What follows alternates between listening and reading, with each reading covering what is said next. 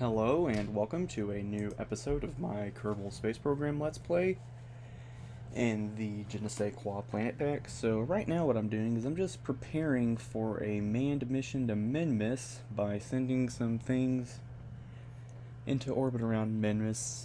Namely what I'm sending is a relay system, just some satellites for signals from Kerbal to bounce off of, so that way even if I'm on the other side of Minmus, I can still communicate with the Space Center. And I'm also sending a scanning satellite to get an idea of like where all the biomes are and stuff. Although that launch ends up happening off camera because I couldn't find any footage for it. I don't know why I didn't record that, but I didn't. And yeah, I just realized something. I don't know why I prefer using liquid methane over just plain old regular liquid fuel. Because, like, I know it's better than hydrogen, but otherwise I really don't know why I do it. And there you can see when the fairing deployed, it kind of ruined some of the relay satellites, but that's okay. The main important thing with my relay system is that I have satellites I have a satellite in polar orbit and a satellite in an equatorial orbit. I just kind of decided to use as many satellites as possible so that way I can get the most coverage without having to go through all the meticulousness of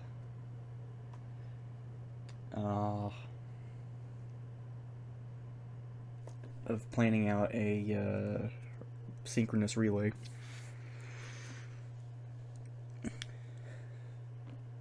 Or a triangular relay, whatever.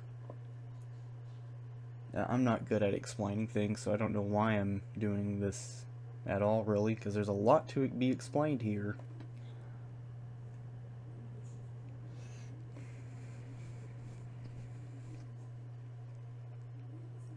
I'm eating while doing my voiceover. Terrible decision. Alright, and so now what I'm doing is, I really don't know what I'm doing, if I'm being entirely honest. I think I'm probably planning my Minmus transfer. Yep, that's exactly what I'm doing. And so, anyways, well, from here, I don't know what I'm doing, honestly, other than, you can see I'm just, yeah, so, yeah, really simple, just getting myself into an orbit where I'll pass within Minmus's sphere of influence, and then I can slow down enough to be into an orbit, and it's probably it's a pretty simple thing in game.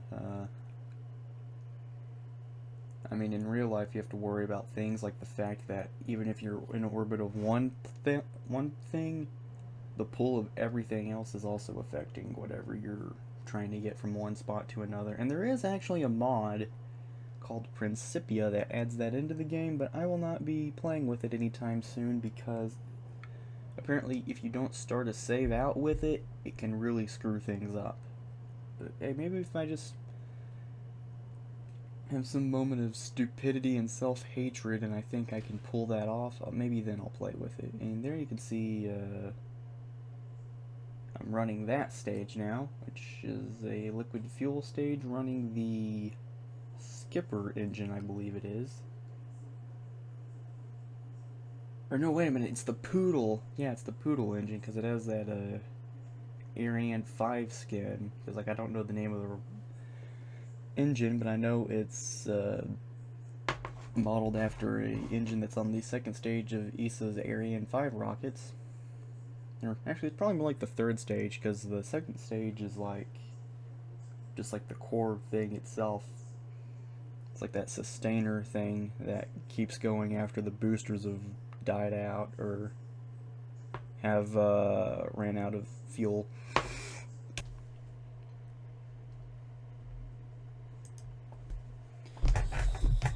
Alright, so now this thing is on its approach to Minmus, I guess, and I don't know what this is all about. But I think it's just getting in. Oh yeah, I just got it into position to do its burn that would get it into orbit, I think. And this may have been an adjustment to make sure that I got an equatorial orbit, I don't know. But I think this is just the Minmus insertion that I'm getting set up for.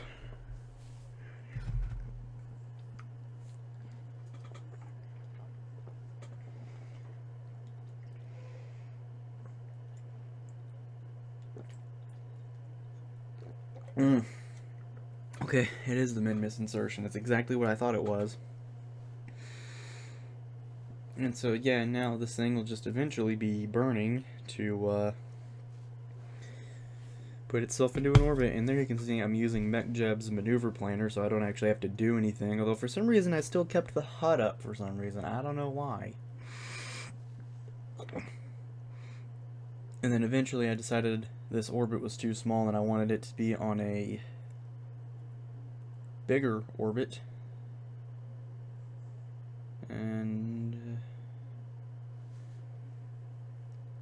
yeah, and I think, yeah, I eventually got that set up, and then I also just kind of decoupled every so often to get this thing where I wanted it. And then here you can see the polar relays and the scanning satellite I was talking about earlier. And that just did a couple of passes before doing what it did and getting the orbit the way I wanted it and doing the scans and deploying its smaller satellites. But the main thing is that it scanned Minmus's biomes and whatnot so I could see where everything was. Although right now it's not in the polar orbit that I need it to be in, and I don't know why. But I do eventually get it there, because you'll see me use the scan in a little bit to figure out where I want to land. Or, not really in a little bit, but sometime soon anyways.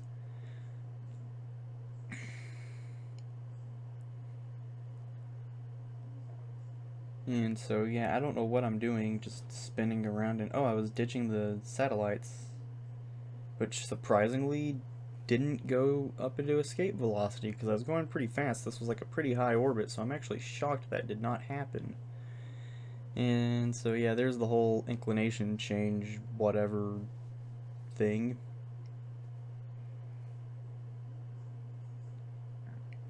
And so now all that's left to do is for me to just go ahead and execute the node. And then from there, you know, it's going, and the engine is burning. This is probably the worst commentary to ever be put on top of a video, not even just a Kerbal Space Program video, just a video in general. Like, this isn't even so bad it's good, it's just kind of bland and boring. Like, I mean, if I were to just start like scraping a fork against a plate, I mean, it wouldn't sound good, but it'd be at least slightly more interesting than whatever I'm doing. In fact, I'm gonna do that. Alright, so I got a plate and a fork here. So yeah, let's just see if this makes the video any more interesting, just for me doing this. So I guess I'll just kind of do this, and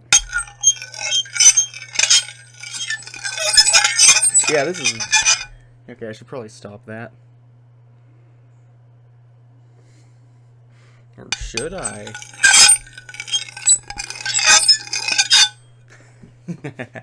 Okay, I'll quit doing that now. Okay, so what's even happening? I got so distracted by me doing this god-awful plate bit, I don't even know what's going on anymore. Like, seriously, is this recording? It should be. Okay, good, I am in fact doing a voiceover. That's good to know. It's great, even.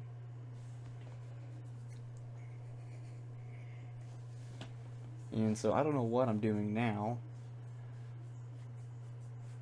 Like, I would think what I should be doing is I should be lowering my apoapsis so that way I have a more circular orbit, because the thing about these scanners is they only work so well at certain altitudes. So with me not lowering apoapsis, I'm basically in a really sucky orbit for doing these scans. Although I think comms blackouts may have been an issue here, and that might be why I haven't. Yep, that's exactly what the issue is. Wasn't in communication with the Space Center, so I could not do maneuvers. But I think I eventually find some way around that, although I don't know what it could possibly have been.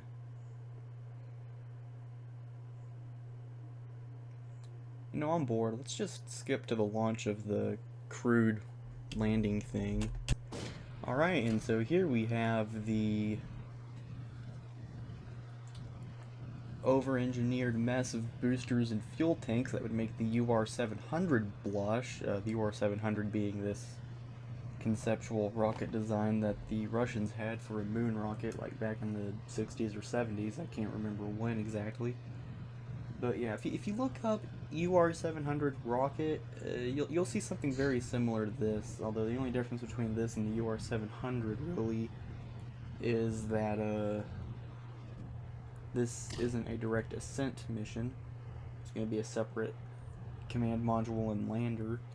And so yeah, there you can see the boosters detached, which were all just kind of mounted in groups of 3 to each of those 3 boosters along the core of this, as I guess we'll be calling it. And you might have noticed these 3 did not come on until later on in the launch. That was just, I thought it would save fuel or something like that.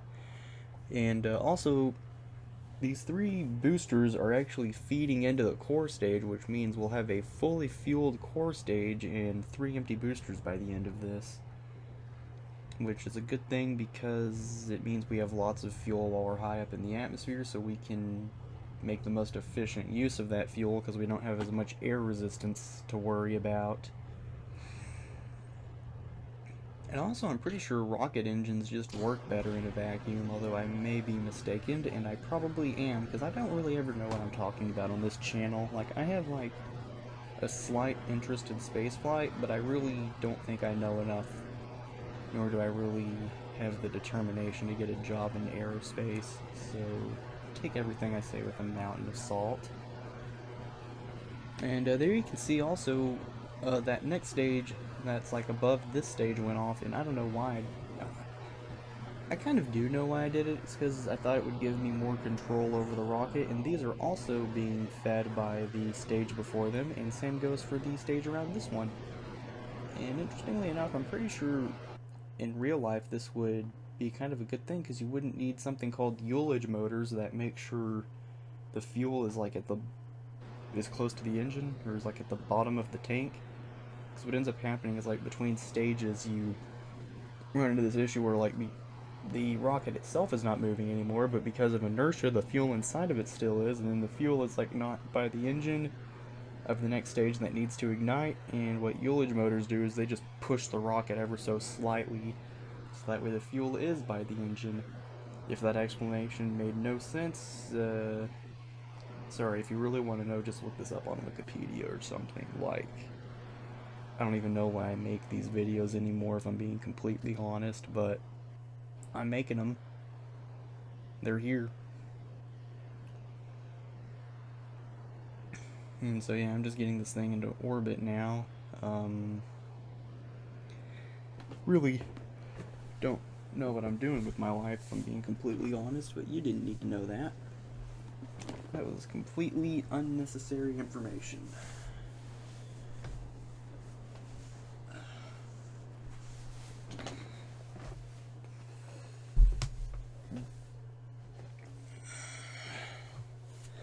So yeah, there you can see I just have a little lander inside of that fairing. And so went ahead and ditched that, and now all that's left to do is get this thing into a Minmus encounter, which that was simple enough. Although I think I had to do it in like 2 separate burns, if I'm not mistaken.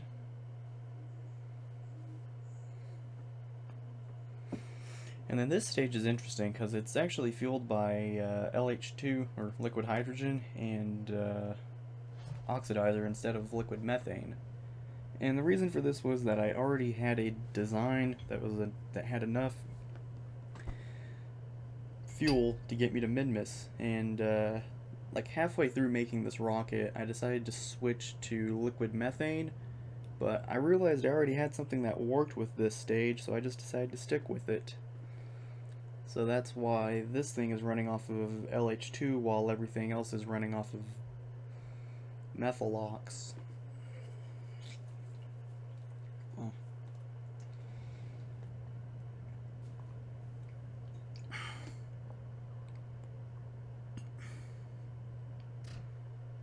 And there you can see the external fuel tanks came off, and I don't think that was necessarily because they ran out, as much as that was the fact that they were blocking the fairing from coming off.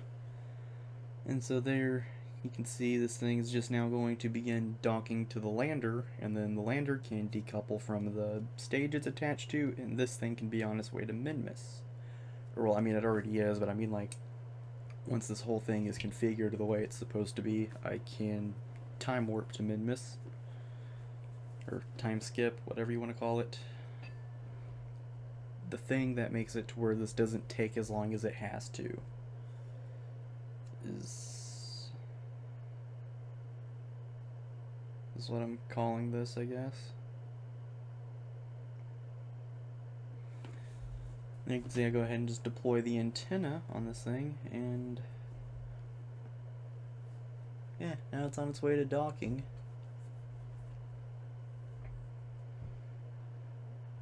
And just like that, it is docked. And so now all that's left to do is, yeah, I really don't know what's left to do. I mean, I guess we could decouple this stage, yeah.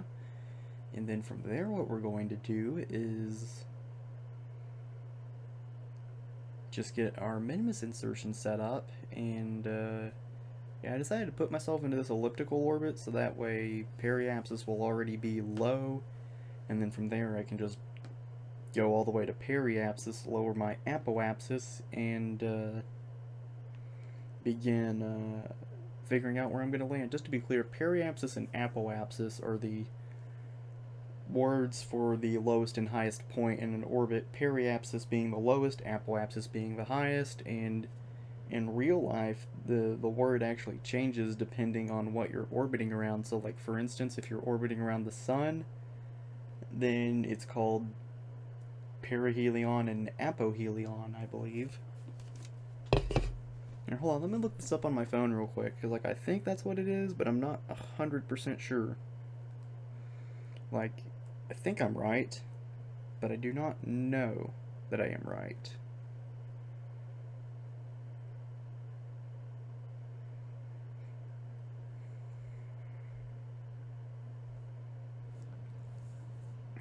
Let's see.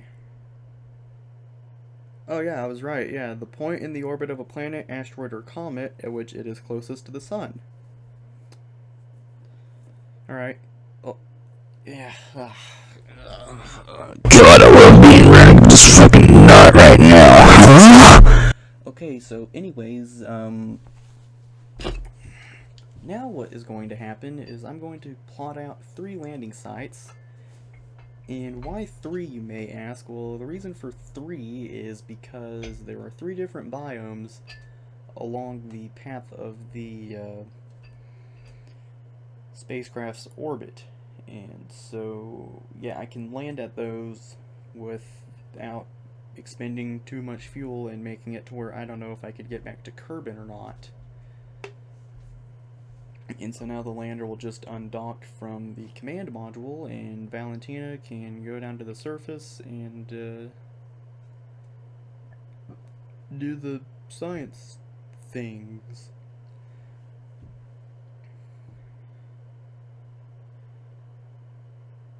And here you can see I had a little bit of trouble with MechJeb's auto landing thing. I don't know why I didn't just pick target on map, although I think that's what I actually did. I don't know. Yeah, there you can see the lander just passing over Minmus. Yeah.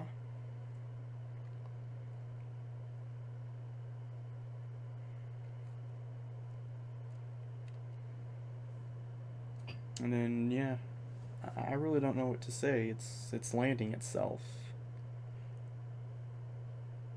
Although this lander is very Apollo-esque in the fact that it's made up of a ascent module that will get this thing down to the surface, and an ascent module which will get this thing back into orbit, or at least that's how it was supposed to work. But then I had some issues with MechJeb's auto landing, your auto orbit and rendezvous thing, and I just kind of gave up on the intended purpose of this thing's design and just did whatever worked. And also, the would-be descent module actually does a couple of hops to get to the other 2 landing sites, so it's not necessarily true to call it that.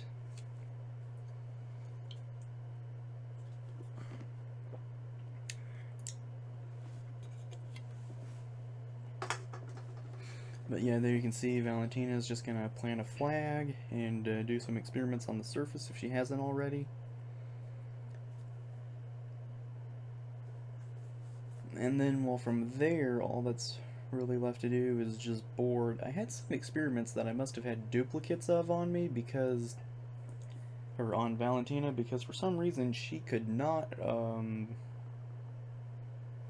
board without dumping experiments. But whatever the case is, it was time to go to the next destination.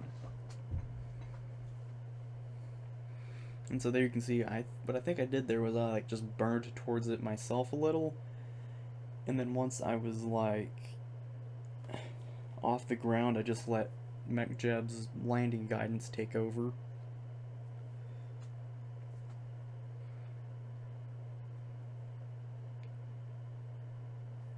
So now begins the descent to the next biome, which I do not know what it is. Although I think the first one I went to was the Highlands, so if I had to take a guess, I'm going to say this is either the Midlands or Lowlands, because those are the only other two biomes I went to in this video. Oh, Midlands, okay. Yeah, I gotta love Kerbal Engineer sometimes, you know that? And am I recording? Yep. I don't know why, that's like my biggest fear when making videos is that I'm not recording, whether it be my voiceover or the footage itself. And you know, if you ever notice random cuts in my videos, that's from like me getting paranoid and like switching back to OBS to make sure I'm recording, because well, it's also part of a little technical problem I have, because I can't seem to get it to recognize game windows. So it's like, I wish I could only have it record a specific window, because I know that's a thing you're supposed to be able to do. However, due to, I don't know, maybe I'm just retarded or something, but I can't ever figure out how to make it work with either of the two games I play. And so you just end up with me having to make random cuts to cut out me switching back to OBS. It's kind of embarrassing and maybe too much information, but I don't know, I've already just blatantly said what am I doing with my life in a video, and I have no intention of cutting that out, so, you know, I guess, you know, the bar's been set as of what is not too much information, so basically the sky's the limit as far as what I can tell you guys about when you think about it.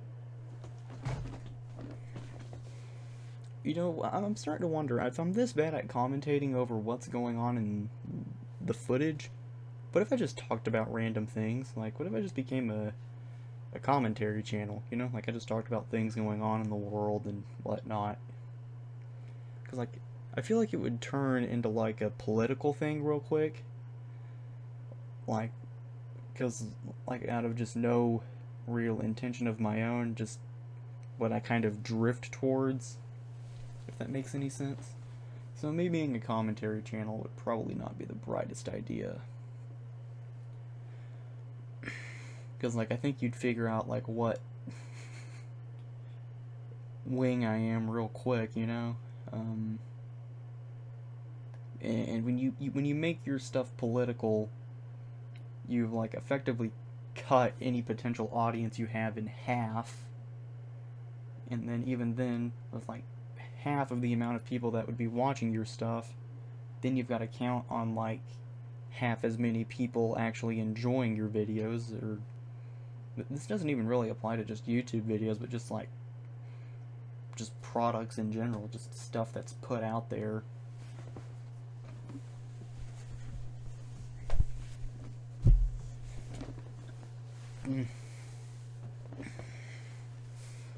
But anyways, here you can see I was like struggling to figure out how to rendezvous, and I think I eventually ended up like not really having footage of the rendezvous happening or the launch or whatever. And so what's gonna happen is this is just gonna cut to this thing being rendezvoused? I don't know. I think I just made up a word. Let's go with it. this thing is going to be rendezvoused with the command module here in a little bit. Like, it's just going to cut to that because I couldn't find the footage. Yeah, losing footage seems to be a reoccurring thing in these videos, isn't it? Or in this video, at least, because that's like the second or third time that's been an issue, isn't it?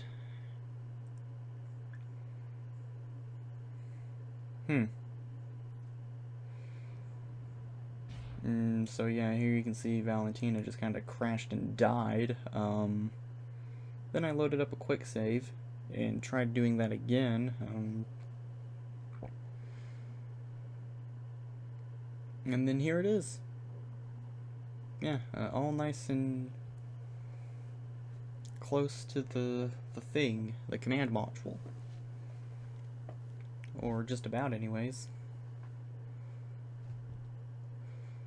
Oh yeah, I already was. That little running of the engine you just saw, that burn, was just MechJeb's rendezvous autopilot killing off my relative speed so I wouldn't be like whizzing past the command module or whatever. And so there I go ahead and just decouple what was supposed to be the ascent module, because the way this is supposed to work is the RCS on it was set up in a way that only that piece could be maneuvered with it, and so I had to decouple it, which is kind of a shame because I could have like put all that leftover fuel into the command module to make sure that I would have enough to get back to Kerbal, but that wasn't really an issue, but would have been nice to have nonetheless. Okay, and just like that, Valentina has docked, and she can get back in the capsule. And yeah, that'll be that. And when it is, then all that'll be left to do is just move fuel into the command and service module, undock, and now begins the burn back to Kerbal, which is also going to be my deorbiting burn, I believe. And I tried to have this to where it wouldn't be like a really steep re-entry, because I found out that that is actually what causes capsules to burn up in the atmosphere. But if you like kind of start out going horizontal and then just progressively get pointing more vertical, then explosions tend to not be an issue. Although I also played it safe by doubling up on heat shields. It's like when this thing undocks, you'll see the heat shield, but you'll also see a little white thing between the heat shield and the capsule, and that's actually the shroud concealing another heat shield in between the one that's exposed and the capsule. Because like I wasn't sure if this was going to work, so I decided, well, if one heat shield burns up and explodes, there will be another one to take its place, but that ended up not being an issue, and it just turned out this thing had a completely unnecessary redundancy. So if I ever choose to launch this thing again, now I know I can omit that from the design, which is good because the less parts something has, the less lag it can cause. And boy did this rocket have a whole bunch of parts. So I got like 974 science points. My two Kerbals got a bunch of ribbons. You can pause and read these. Most of these are just doing things on and around Minmus for the first time. Although there was an award for like the vehicle being made up of like 5% solid fueled pieces. And so yeah, I'm kind of disappointed that I didn't get more out of this. But then again, it's because of my difficulty settings, which I plan on making more easier in the future because I just want to be doing interplanetary missions already. But yeah, with that all being said, I hope you enjoyed this video. If you did, please consider leaving a comment. Dislike it or not, it doesn't matter anymore. Leave a comment if I didn't say that already. And if you enjoyed this video and you want to hear about it every time I upload, please consider subscribing, clicking the bell, and enabling all notifications. That is all from me for now. Goodbye.